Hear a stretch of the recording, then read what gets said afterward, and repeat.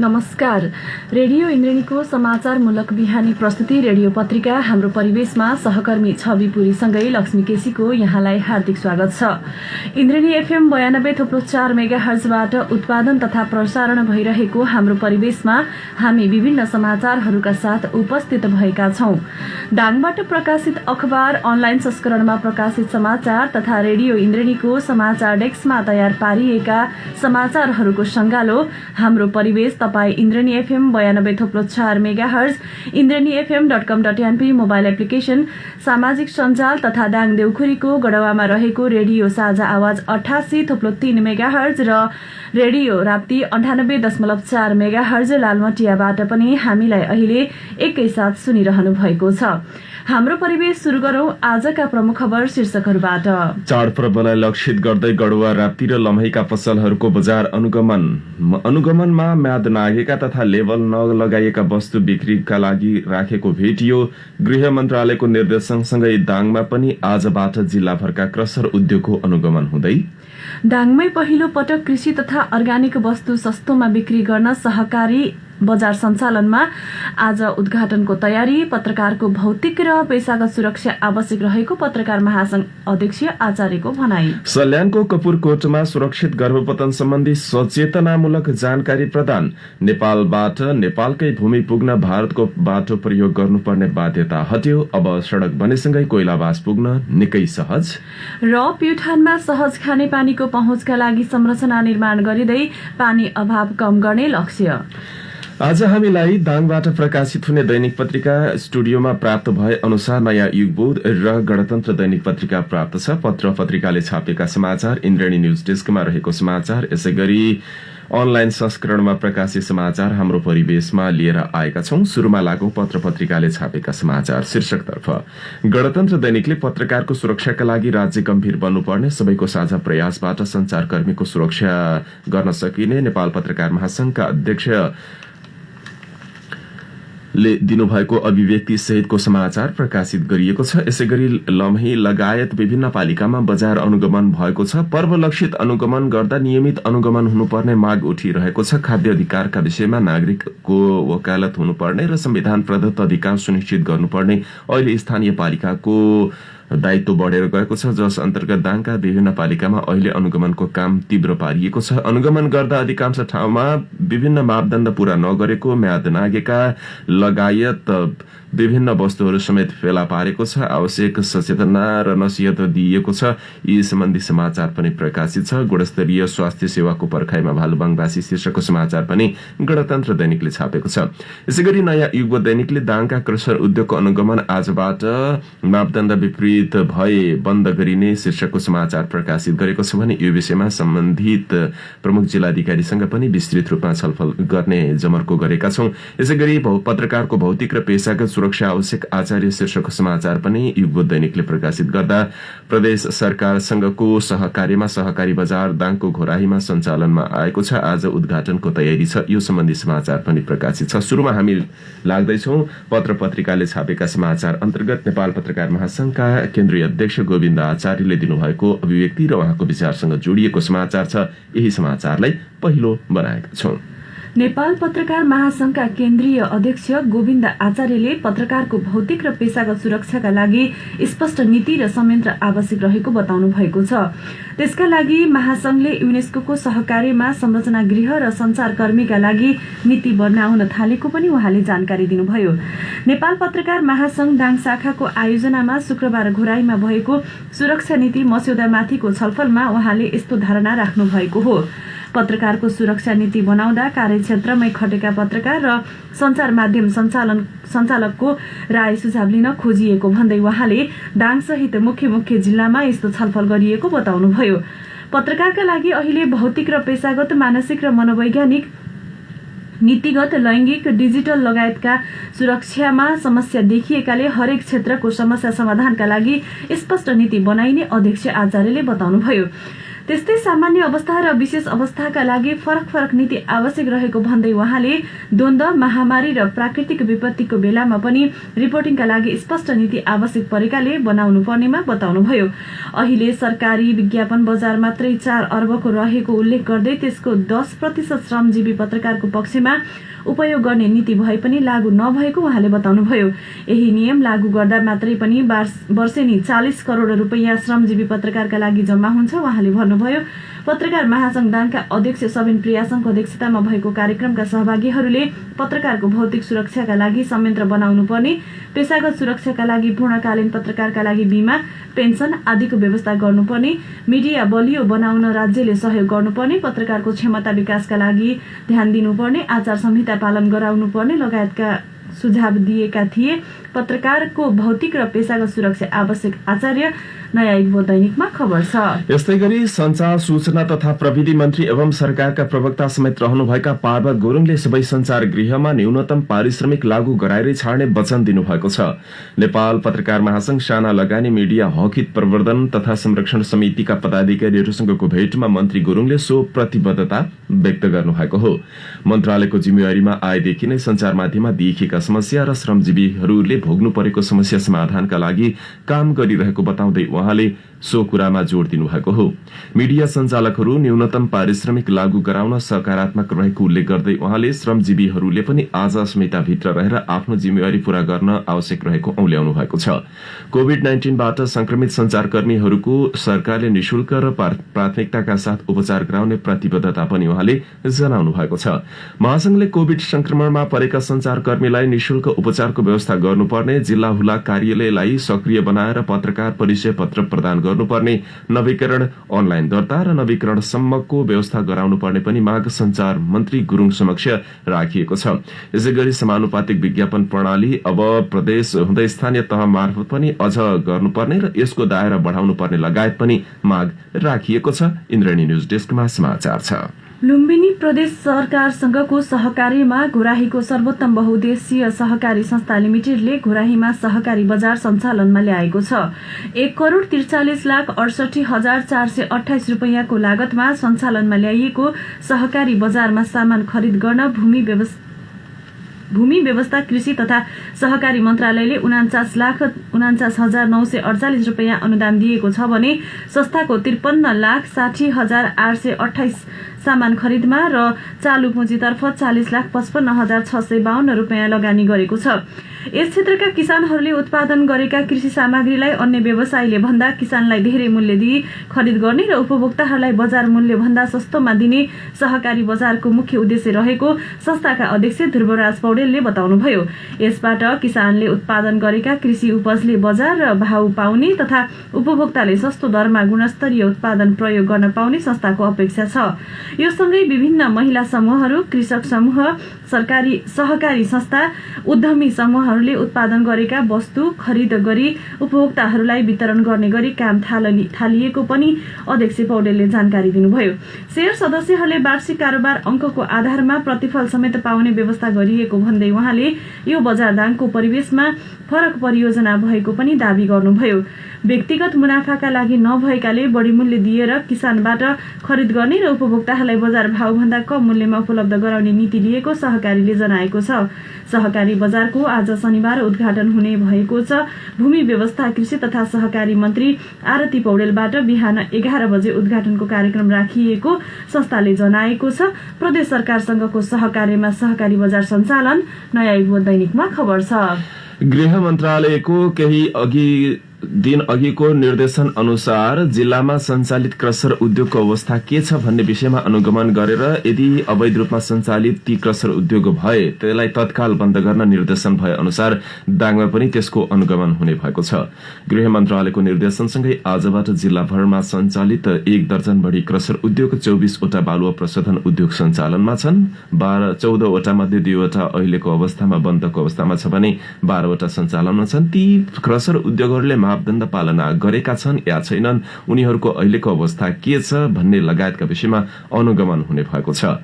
अवैध क्रसरको तथ्याङ्क लिएर कानून विपरीत अवैध क्रसर सञ्चालनमा रहेको भए बन्द गरिने तयारी भएको बताइएको छ। नापी, वन प्रहरी, घरेलुको टोली पनि सो अनुगमनमा सहभागी हुने भएको छ। गृह मन्त्रालयमा बसेको नदीजन्य पदार्थको उत्खनन, संकलन, उपयोग, बिक्री, वितरण तथा व्यवस्थापन सम्बन्धी बैठकले प्रमुख जिल्लाधिकारीलाई उद्योग बन्द गराउन र अनुगमन गरेर त्यसको सत्य तथ्य जानकारी गराउन निर्देशन दिएको हो। क्रसर उद्योग मापदण्ड विपरीत चलेको, अवैध उत्खनन गरेको लगायतका बारम्बारको टीका टिप्पणी हुने गरेको छ। स्थानीय तह अन्तर्गत गएको सो अधिकारलाई स्थानीय तहले पनि नियमन गर्न नसकिरहेको अवस्थामा गृह मन्त्रालयको यो परिपत्रले अब के हुन्छ भन्ने विभिन्न खालका टीका टिप्पणी भइरहेको छ। आजबाट शुरू हुने अनुगमनले चाँडै नै जिल्लाभरको वस्तुगत अवस्था र यथार्थ जानकारी दिने बताइएको छ। यो सन्दर्भमा हामीले दाङका प्रमुख जिल्लाधिकारी जयनारायण आचार्यलाई केही बेर अघि टेलिफोन सम्पर्क गरेर गृह मन्त्रालयको निर्देशनसँगै आजबाट यहाँले अनुगमनको काम शुरू गर्दै हुनुहुन्छ। अनुगमन भनेको तत्काल गएर गर्नुपर्छ भन्ने थियो, तर यहाँले जानकारी गराएर गर्दै हुनुहुन्छ। यो खास अलिकति दुविधात्मक देखियो, कुरो के हो भनेर सोधेका छौं। यसरी बुझ्नु पर्ला, कस्तो खालको बुझ्नु भएको छ। अनुगमन भने चाहिँ एउटा फिल्ड लेभलको अनुगमन हुन्छ, एउटा चाहिँ अब्जर्भ यहीँबाटै बसेर पनि गर्न सकिन्छ होइन। जस्तो हामीले योभन्दा अगाडि पनि गरेका छौँ, तथ्याङ्क चाहिन्छ हामीले, कस्ता खालको उद्योग छन्, कति उद्योग छन्, त्यो हामीले पुरा गर्यौँ। अब फिल्ड लेभल गएर हेर्ने हो। त्यो अनुगमन भने चाहिँ बन्द गर्ने, तर्साउने त्यो खालको हुँदैन कि। त्यो अब अहिले चाहिँ जुन नेपाल सरकारको निर्देशन छ होइन, हेर्नुभयो होला अस्ति कान्तिपुरमा पनि निकालेको छ, परिपत्र गरेको छ गृह मन्त्रालयले। त्यो परिपत्र पालना भयो कि के अरे संसार भएको छ कि छैन भन्ने अनुगमनको प्रक्रिया नै अब बुझाइ नै हाम्रो अप्ठ्यारो भयो कि त्यो लक्षित होइन। राज्यको मापदण्ड विधि पद्धति पालना भएको छ कि छैन भन्ने कुरो हो होइन। भनेपछि अहिले जिल्लामा जति सञ्चालित क्रसर उद्योग या बालुवा प्रशोधन उद्योग जे जस्तो छन् उनीहरूको अहिलेको अवस्था के छ, उनीहरू सम्पूर्ण अवस्था मापदण्ड पालना भयो नभएको बारेमा यहाँहरूले टिप्पणी उठाउनुहुन्छ। एक्ज्याक्टली, हामी त्यो रिपोर्ट मन्त्रालय पठाएको छौँ र जुन नेपाल सरकारको तोकिएको अहिले के भनेको छ दर्ता हुँदाका बखत तोकिएका मापदण्ड पालना छन् कि छैनन् त्यो पनि पठाए भनेका छ होइन। त्यो सम्पूर्ण अवस्था रहेर जे आदेश गरेको त्यो आदेश बमोजिम यहाँ रिपोर्टिङ गर्छौँ र त्योभन्दा विपरीतका भए चाहिँ तत्काल बन्द गर्न लगाउँछौँ। यो सधैँको टाउको दुखाइको विषय के सर, यो क्रसर उद्योगहरूले मापदण्ड पालना गरेनन् भन्ने आउँछ। अब यो अवस्था हेर्दाखेरि सामान्यतया यहाँ के बुझाइ भयो भने म हाने जस्तो गर्छु त रोए जस्तो गर, हुने त होइन भन्ने खालको टिप्पणी भइरहेको छ। त्यसो हुनु हुँदैन। राज्यको मापदण्ड छ, विधि छ, पद्धति छ होइन।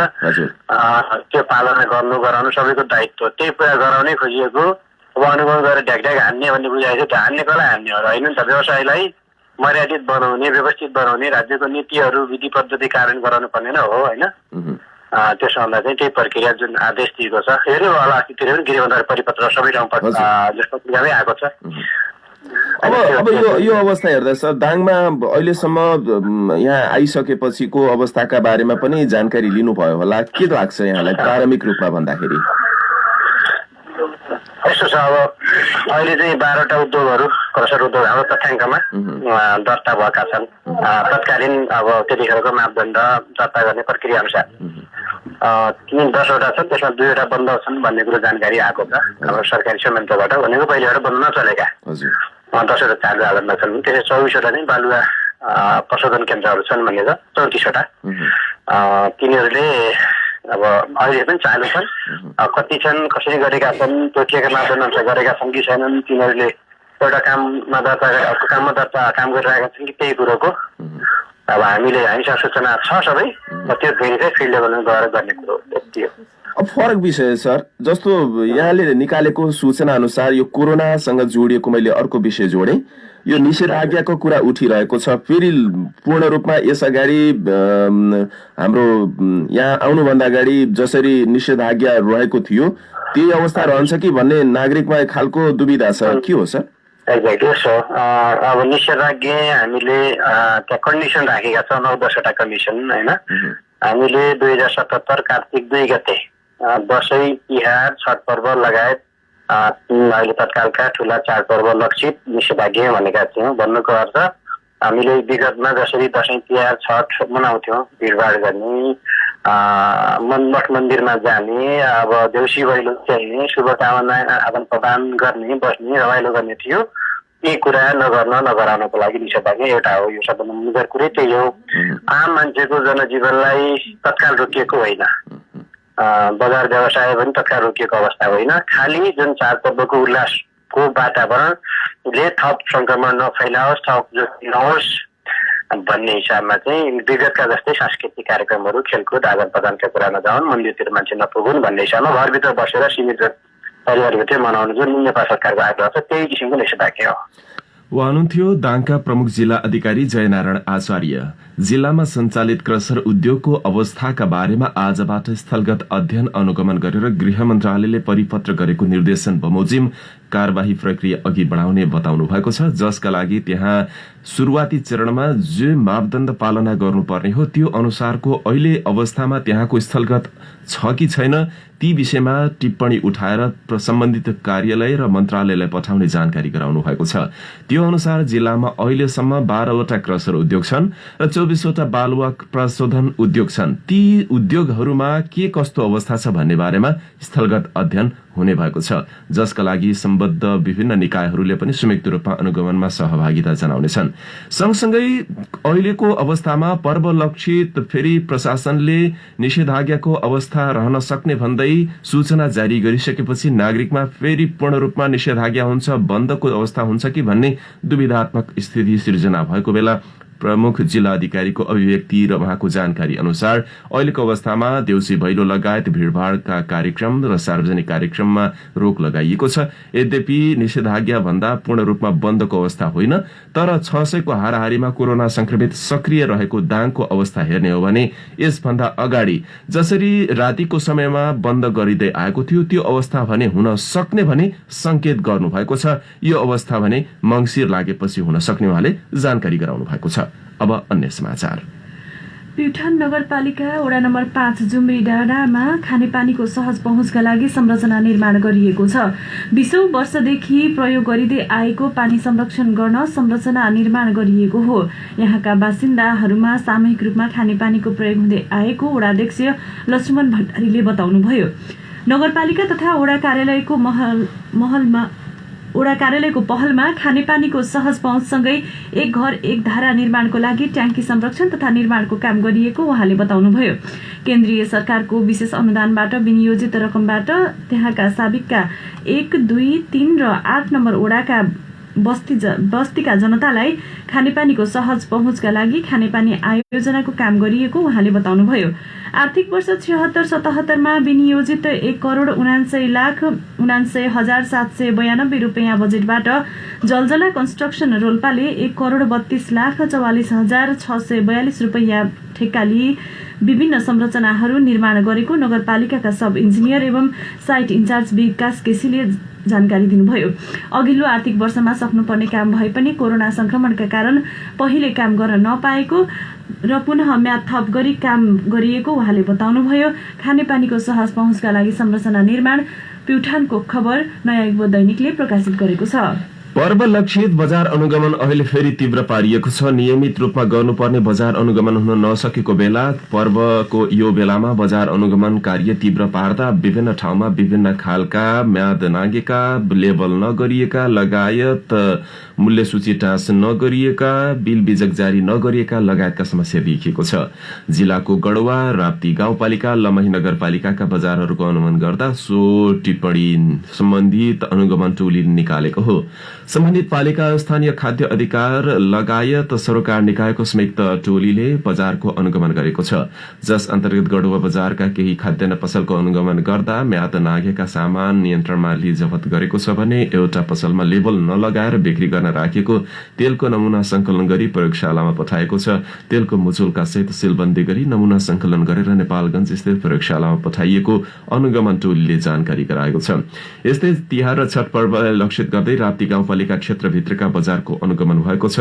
छोटा छोटै अनुगमन समितिले भालुवाङ, पिपरी र बिजौरी बजारका 54 पसलको अनुगमन गरेको हो। चाडपर्वका समयमा हुन सक्ने कालो बजारी, कृत्रिम अभाव, कोरोना महामारीका बेला अपनाइने स्वास्थ्य सुरक्षा मापदण्ड पालना गरे नगरेको भएको विषयमा विशेष रूपमा अनुगमन भएको छ। सो अनुगमन टोलीले विभिन्न क्षेत्रका विषयसँग जोडिएका पसलहरूको अनुगमन गर्दा त्यहाँ विभिन्न खालका समस्या पनि निकालेको छ। यस्तै लमही नगरपालिका इलाका प्रशासन कार्यालय लमहीले पनि संयुक्त रूपमा लमही बजारका औषधि पसल र एग्रोभेटको अनुगमन गरेको छ।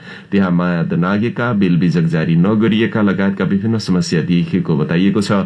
पर्वलक्षी तथा नगरको चौमासी कार्यक्रम अन्तर्गत लमही नगरपालिका र इलाका प्रशासन कार्यालय लमहीको संयुक्त टोलीले लमही बजारको अनुगमन गर्दा सो समस्या देखाएको हो। यो नियमित गर्नुपर्ने नागरिकको माग छ। इन्द्रणी न्यूज डेस्कमा समाचार छ। दाङको देउखुरी स्थित भालुबाङ यति बेला चर्चित क्षेत्रका रूपमा अगाडि आएको छ, किनभने भालुबाङ क्षेत्रमा नै लुम्बिनी प्रदेशको स्थायी राजधानी बनेको छ। तर राजधानी बनेको क्षेत्रकै नागरिकले छिटो र भरपर्दो रूपमा गुणस्तरीय स्वास्थ्य सेवा भने पाउन सकेका छैनन्।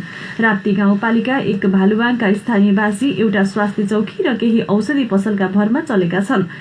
जटिल खालको उपचारका लागि दाङकै घोराही तुलसीपुर पुग्नुपर्ने बाध्यता रहेको छ कि बुटवल जानुपर्ने बाध्यता रहेको स्थानीयवासीको गुनासो छ। विगत 20 वर्षदेखि भालुबाङमा होटल व्यवसाय गर्दै आउनुभएका स्थानीयका अनुसार स्थानीयहरू अहिलेसम्म उपचारका लागि बुटवल जाने गरेका छन्। घोराही र तुलसीपुरमा ठूला अस्पतालहरू भए पनि भालुबाङवासी बुटवल नै जाने गरेको उहाँले बताउनुभयो। गुणस्तरीय स्वास्थ्य सेवाको प्रखाइमा भालुबाङवासी गणतन्त्र दैनिकमा खबर छ।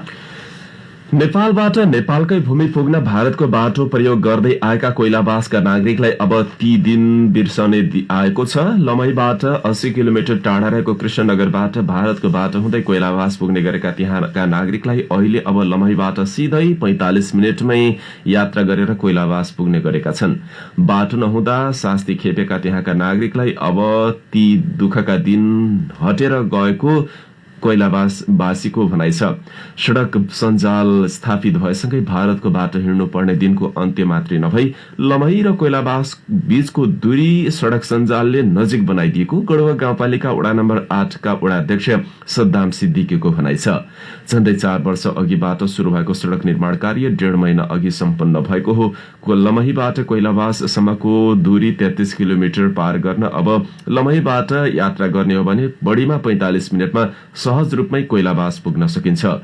कुनै समय दाङको प्रमुख भन्सार नाकाका रूपमा रहेको कोइलाबास नाका पछिल्लो समय सड़क सञ्जाल नहुँदा ओझेलमा परेको थियो। अब त्यहाँ रहेका विभिन्न क्षेत्रहरूलाई पुनस्थापित गर्ने गरी आन्तरिक गृह कार्य गरेर आर्थिक केन्द्रका रूपमा विकास गर्नुपर्ने निजी क्षेत्रको माग छ, जसका लागि विभिन्न खालका गृह कार्य भइरहेको पनि गढुवा उद्योग वाणिज्य संघका अध्यक्ष रविलाल आचार्यको भनाइ छ। लमहीबाट कृष्णनगर हुँदै या रूपैडिहा नाका भएर कोइलाबास पुग्ने गरेका नागरिकका लागि त सुनौला दिन आएको भन्दै अब त्यहाँबाट आर्थिक गतिविधि सुचारू गर्न सकिए दाङले पनि ठूलो फड्को मार्न सक्ने कतिपयको भनाइ छ। 70 करोडको लागतमा सड़क निर्माण कार्य सकिएपछि अब त्यो सड़कको उपयोग हुनुपर्ने कतिपयको भनाइ पनि छ। आन्तरिक पर्यटन प्रवर्धनमा ठूलो टेवा पुग्ने उद्देश्यका साथ पनि त्यहाँको अवस्थाका बारेमा अहिले अध्ययन हुन थालेको छ।